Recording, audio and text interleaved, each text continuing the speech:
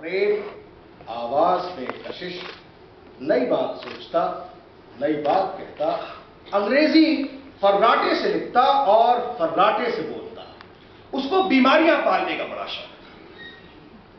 जरूरत से ज्यादा सिगरेट पीने के बायस कभी कभी उसके मुंह से थूक की जगह खून आ जाता तो कहता कि मुझे थाइसिस है। वो टॉनिक बहुत इस्तेमाल करता था और फल बड़े शौक से खाता था। एक आध दवा की शीशी उसके हाथ में हमेशा होती। वो अपना इलाज खुद कर लेता था। जरा कहीं उसकी तबीयत खराब हुई नहीं कि उसने एक पेनिसिलिन का इंजेक्शन निकाला और खुद को लगा लिया। वो मार्लिन डीट्रिक की टांगों पे मरता था और मैं ग्रेटा गार्बो के हुस्न उदास को देखकर आहें भरता था। उसके कमरे में सामने की दीवार पर मार्लिन डीट्रिक और जॉन क्रॉफर्ड की तस्वीरें आवेजा थी।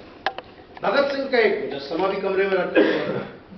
मंटो के वालिद साहब मुंसिफ साहब का इंतकाल हो चुका था। उनकी एक तस्वीर भी कमरे में लटकी रहती थी। मंटो के वालिद साहब, उन्होंने 2 शादियां। उनकी दूसरी बीवी मंटो की वालिदा थी। मुंसिफ साहब ने अपनी पहली बीवी और उनकी औलाद पर इतनी तवज्जो दी कि जब उनका इंतकाल हुआ तो मंटो और उनकी बड़ी बहन के लिए सिवाय तल्ख यादों के कुछ और नहीं था। शुरू साल में उसे नॉवेल के मुताले से फुर्सत ही नहीं मिलती थी।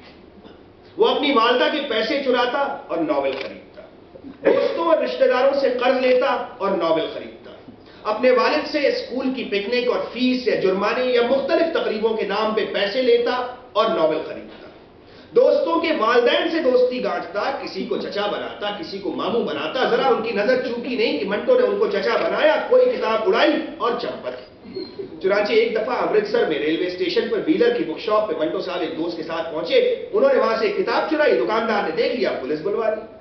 अब साहब अमृतसर का सियासी माहौल हमेशा की तरह गर्म और मंटो साहब जैसा कि उनका मामूल था खादी का कुर्ता पजामा पहने हुए थे।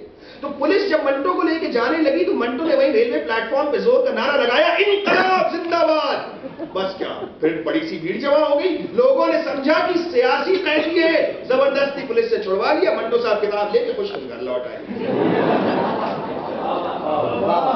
नॉवल के प्लॉट मंटो इस तरह से सुनाया करता था जैसे कि वो खुद नॉवल का मुसन्निफ हो। उसकी जिंदगी तमाम नॉवलों के प्लॉट का एक बेशुमार जाल बन के रह गई। वो वकीलों के खानदान से था। उसकी गली वकीलों वाली गली कहलाती थी। उसके अब्बा मुंसिफ गुलाम हसन, जो खुद मुंसिफ थे, चाहते थे कि मंटो वकील या बैरिस्टर बने। वो रोज सुबह हमारे घर आते, हमारे अब्बा को आवाज देते। हमारे अब्बा मंटो और हमारे स्कूल के हेडमास्टर थे। अब्बा बाहर निकलते, दोनों बुजुर्ग मिलकर मंटो की रोजाना की तालीमी हालत पे तबसरा करते, कोई प्लॉट बनाते। लेकिन मंटो एक जखंद भरता और बरखुरदार ये जा और वो जा, बुजुर्गों के मंसूबे धरे के धरे रह जाते। चुनांचे एक दफा उसके अब्बा हमारे घर आए, मेरे अब्बा को आवाज दी।